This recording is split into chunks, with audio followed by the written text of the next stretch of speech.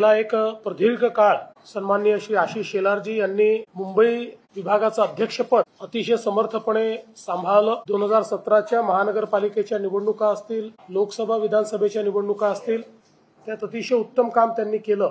मध्यंतरीच्या काळात जेव्हा ते मंत्री होते त्या काळामध्ये मंगलप्रभात लोढाजींनी देखील अतिशय चांगल्या पद्धतीनं मुंबई अध्यक्षाचा कार्यभार हा सांभाळला आणि पुन्हा आशिषजींकडे मुंबई अध्यक्षपदाची धुरा आली आणि त्यांच्या नेतृत्वात मुंबईमध्ये भाजपला विधानसभेमध्ये अतिशय चांगलं यश मिळालं आणि भारतीय जनता पक्षाने मुंबईतली नंबर 1 ची पार्टी म्हणून पुन्हा एकदा आपलं वर्चस्व सिद्ध केलं आणि आता नवीन संघटनात्मक रचनांमध्ये आशिषजींकडे आता मंत्रिपदाचा भार आलेला आहे आणि भारतीय जनता पक्षाने आपला नवीन अध्यक्ष मुंबईकरता निवडलेला आहे।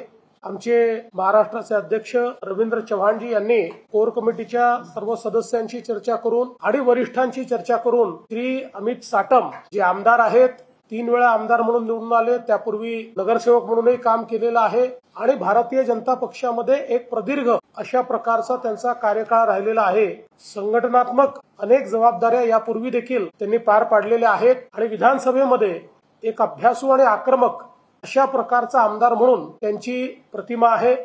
विशेषतः मुंबईच्या प्रश्नांची जाण आणि ते प्रश्न सोडवण्याकरता जी काही कल्पकता पाहिजे ती देखील त्यांच्याकडे आहे आणि मला विश्वास आहे की आता निश्चितपणे येत्या काळामध्ये त्यांच्या नेतृत्वामध्ये भारतीय जनता पार्टी मुंबईमध्ये आपली घोडदौड ही राखेल आणि पुन्हा एकदा मुंबई महानगरपालिकेमध्ये महायुतीचीच सत्ता येईल हा विश्वास मला आहे आणि त्याकरता सर्व प्रकारच्या संघटनात्मक जबाबदाऱ्या ते निश्चितपणे चांगल्या पद्धतीने पार पाडतील। मुंबईतले सर्व ज्येष्ठ नेते त्यांच्या पाठीशी आहेत, महाराष्ट्रातलेही सर्व ज्येष्ठ नेते, अध्यक्ष, पूर्व अध्यक्ष सगळे त्यांच्या पाठीशी खंबीरपणे आहेत।